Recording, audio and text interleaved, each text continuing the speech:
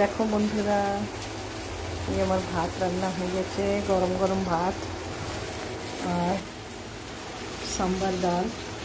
ডালের মধ্যে সাম্বার ডাল বানিয়েছি শসা, টমেটো, পেঁয়াজ দিয়ে। বাকিটাকে ছুঁকে দেবো। আর এই হচ্ছে আমাদের ঝাল রান্না হচ্ছে। এটা পেঁয়াজ, টমেটো, কাঁচা লঙ্কা, আদা দিয়ে। আজকে মঙ্গলবার দিন তোমার কী বলে, মাংস মাছ এসব কিছু হবে না। আর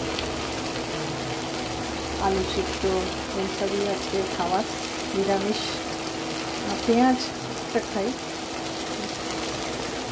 বাস রান্না হয়ে এসছে। তোমাদের কার কার রান্না হয়ে গেছে? তোমরা তো অনেক রকমের রান্না করো।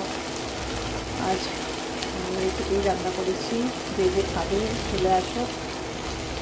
শুভ দুপুরের শুভেচ্ছা জানাই সবাইকে।